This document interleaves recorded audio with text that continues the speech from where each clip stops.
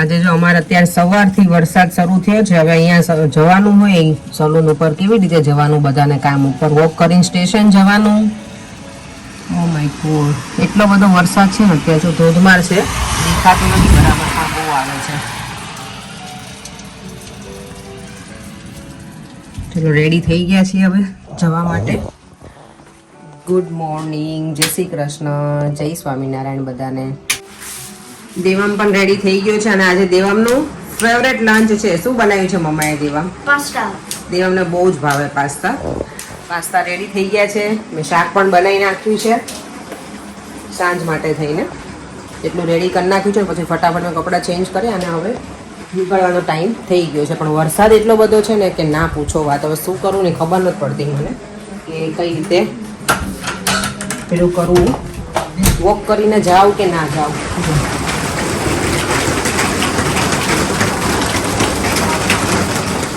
અહીંયા દેવા માટે પાસ્તા રેડી છે, લંચ માટે, મારા લંચ માટે રેડી છે. અને અહીંયા ડિનરનું શાક પણ રેડી છે. રીંગણ બટેકા, વટાણા અને ટામેટા અને સ્વીટ કોર્ન થોડું નાખ્યું છે. અને શાકમાં છે ને મેં ભરેલો મસાલો હોય ને એ રીતે પેલું કરી અને ઉપર નાખી દીધો છે, એટલે સરસ બન્યું છે શાક. જો કલર જેટલો સરસ છે ને એટલે ટેસ્ટમાં સારું જશે. અત્યારમાં મેં ટેસ્ટ નથી કરી. અને દેવમને લંચમાં પાસ્તા ભર્યા છે અને અવાકાડો. દેવમને અવાકાડો બહુ ભાવે છે ને દેવમ? અવાકાડો શું કહેવાય? અવાકાડો.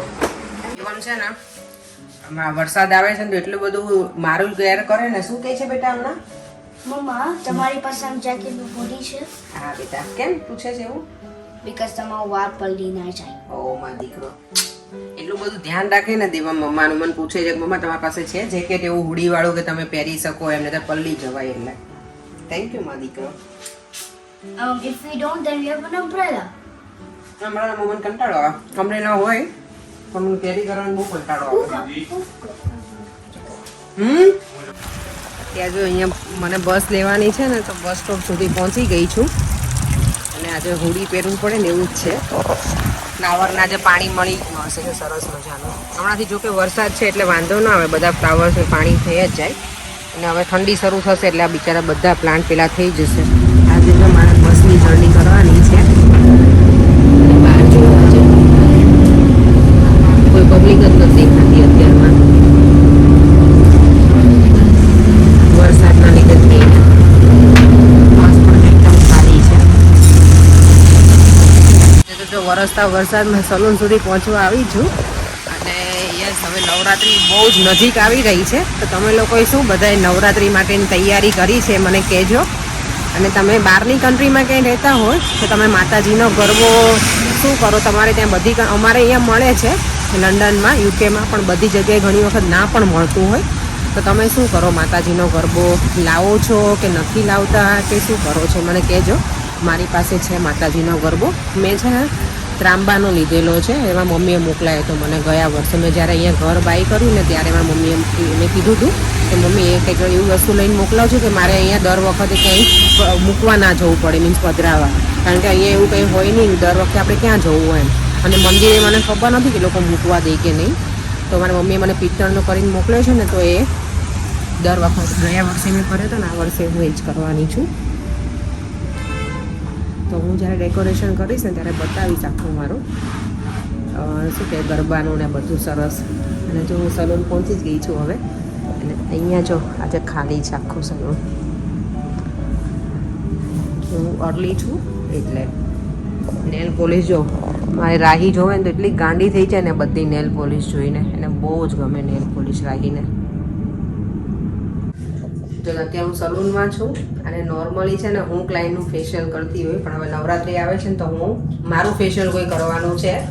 તો રૂમ રેડી થઈ ગયો છે પ્રોપરલી. અને આ બ્યુટિશિયન મારું કરવાની છે આજે ફેશિયલ. ચાલો તો આજે હું મારું ફેશિયલ કરી લઉં. કેટલાય વખત પછી હું કરાવીશ. ઘણા વખતથી મેં કરાવ્યું નથી. નોર્મલી હું રેગ્યુલર નથી કરાવતી પણ ક્યારેક ક્યારેક ટાઈમ સેટિંગ થાય તો કરાવું છું. પરેંગને કરી આપું છું. મને મારી માટે ટાઈમ નથી મળ્યો. આજે હું મારી માટે ટાઈમ નીકાળી અને મારું ફેશિયલ કરાવું છું. આટલું તો મોટા મશીનનું પ્રેશર નહીં આવતું. મારું ફેશિયલ જો સરસ મજાનું થઈ ગયું છે. આજે પ્રોપરલી ફેશિયલ થયો ને એવું લાગે જ, બાકી મારું પ્રોપર ક્યારેય એટલે કેવું કે ટાઈમ ના હોય તો હાફ એન અવરમાં ઊભી થઈ જાઉં. આજે પ્રોપર બધું સ્ટીમ કર્યું ને બધું જ કર્યું છે, તો સ્કિન સારી દેખાય છે, થોડી ગ્લો કરે છે. અને હજી ફેશિયલ ગમે ત્યારે કરીએ ને તો આપણને 48 અવર્સ પછી વધારે એનું રિઝલ્ટ સારું દેખાય. તો લેટ્સ સી હવે.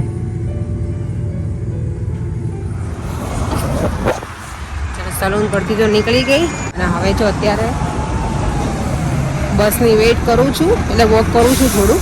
અને યસ, મને 2-3 જણની કોમેન્ટ છે કે તમે જ્યારે વોક કરતા હોય સ્ટ્રીટમાં એમાં તો મોબાઈલ યુઝ ના કરતા. આઈ નો, હું છે થોડું ધ્યાન તો રાખું જ છું, કારણ કે અત્યારે બધું બહુ બને છે, વસ્તુ ચોરી થવાનું ને એનું, એટલે હું છે ને ઘણી ધ્યાન રાખું છું કે હું બધી જગ્યાએ ફોન યુઝ ના કરું. પણ હું એરિયા જોઈ લઉં કે એવું લાગે કે અહીંયા નીકાળવા જેવું છે ફોન, તો જ હું બ્લોગિંગ કરતી હોઉં છું, આઈધર હું નથી કરતી.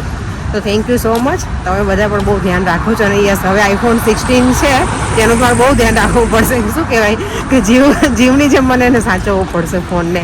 હજી મેં સ્ટાર્ટ નથી કર્યું યુઝ કરવાનું, કારણ કે હજી બધું ડેટા ટ્રાન્સફર કરવાનું બધું બાકી છે અને ટાઈમ પણ નહોતો. એટલે ગઈકાલે જેવું થયું હતું જ્યારે હું શું કહેવાય પેલું અનબોક્સિંગ કરતી હતી, હાથમાં લીધો ને મેં જ્યારે, ત્યારે જ હાથમાંથી પડતા રહી ગયો. તો મને એમ અંદરથી એવું થાય કે માય ગોડ, પડી ગયો તો શું થાત એમ. હવે એવું ડર લાગે એટલે ફોનનું કેસ લઈ લે છે એટલે પછી વાંધો નહીં, કારણ કે હવે કેવી ટેવ હોય આપણને, ગમે ત્યાં ફોન મૂકવાની ટેવ હોય તો કેમેરામાં એમાં સ્ક્રેચીસ થઈ જાય ને પછી મજા ના આવે. એટલે ફોન કેસ તો હું લઈ જ લઈશ વેરી સૂન. ડિનર કરવા બેસી ગયા છીએ. ફરેન, તમે ચશ્મા કેમ પહેર્યા છે? તો મને કહો, એક ડિફરન્ટ લાગો છો, અલગ લાગો. અને જેકેટ પહેરીને કોણ જમવા બેસે ઘરમાં? જુઓ તો બહાર નહીં જવું, બહાર જવાનું છે પણ અત્યારે ચશ્માથી ખાલી એમને છે શોખના ચશ્મા. Blue light. પરેંગના છે ને ચશ્મા નંબર નથી, તેને શોખ થાય છે પહેરવાનો, અને મારે છે નંબર તો હું પહેરતી નથી, એવું છે. Opposite. અત્યારે જો 9 વાગી ગયા છે અને અમે લોકો જઈએ છીએ ટેસ્કો. ઘણા વખતથી ગયા નથી તો કીધું ચલો જતા આવીએ ટેસ્કોમાં અને થોડી શોપિંગ કરતા આવીએ. દેવામને ક્લિપ્સ લેવી છે. ક્યાં છે મારો દેવામ? દેવામ ક્યાં બેટા જાય છે હવે? ચલો ચલો ચલો દીકા કાનું. અહીંયા જો અમારે અહીંયા ટેસ્કોના સ્ટોરમાં અત્યારથી દિવાળીનું આવી ગયું છે બેનર ને બધું, એટલે હવે બસ દિવાળી નજીક જ છે મહિના પછી, એટલે જો અત્યારથી બધું છે અહીંયા. હમણાં જો હેલોવીન આવે છે ને 31 ઓક્ટોબરમાં, એટલે દેવામ જો આની પાછળ કોણ છે? કોણ છે? ઓ માય ગોડ, બધું જો હેલોવીનનું ડેકોરેશન છે અહીંયા. સો સ્કેરી. દેવામ આ તો કોઈ સ્કેર થઈ જ જાય તને જોવે ને તો બેટા. આખું તારે પહેરવાનું માથા ઉપર. ઓ માય ગોડ, કેટલી સુંદર લાગે છે. નીકળ નાખ દેવામ. આ જો જયેશ જો અત્યારે આ હેલોવીનના શું કહેવાય છોકરાઓ માટેનું છે, તમારું છે જયેશ? તમારું છે. અને આ દેવામ, આ બધા જો ત્રણેય છોકરાઓ. અને રાધા જો, રાધા શો મી યોર્સ. પહેર તો બેટા કેવું લાગે છે? અરે વાહ, ઓ માય ગોડ, સ્કેરી. સરસ લાગે છે. ઓહ, સુંદર લાગે છે. અલગ લાગે છે જો. ઓ માય ગોડ, સાચું ને યાર. બોલો.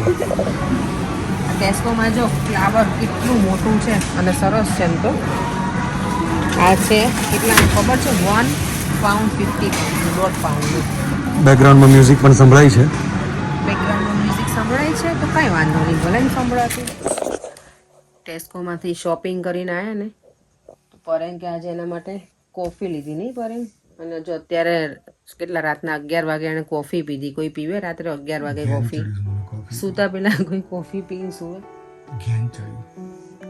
તો પરેંગ અત્યારે કોફી પીધી. દેવામાં સૂઈ ગયો છે, પરેંગને ઊંઘ આવે છે. અને આજે યસ આરજી પટેલની પરેંગ એવી કોમેન્ટ હતી કે હું અને પરેંગભાઈ બંને સરખા છીએ એમ, કે પરેંગભાઈને મોટી ભાખરવડી ભાવે છે ને મને ભાવે છે કે મોટી ભાખરવડી, અને કે મને આઈફોન નથી ગમતો, સેમસંગ જ ગમે છે. દુનિયામાં ઘણા 50-50, આઈફોન ઈ સારો ને સેમસંગ ઈ સારા, બે સારા જ છે. હા, એટલે તમારા સપોર્ટમાં હતા એમ આજે. તો સારું, ચલો હવે thank you R G Patel message કરવા માટે. અને બધાને થેન્ક યુ, બધાએ શું કહેવાય મોબાઈલ લીધો છે તો કોંગ્રેચ્યુલેશન્સ કર્યું છે એના માટે થઈને, તો થેન્ક યુ સો મચ. અને યસ, આઈફોનનું હજી મેં ઓપનિંગ કર્યું નથી, મારા નવા આઈફોનનું. એ આવતીકાલે કરીશ, એકાદશી છે ને તો ત્યારે કરીશ.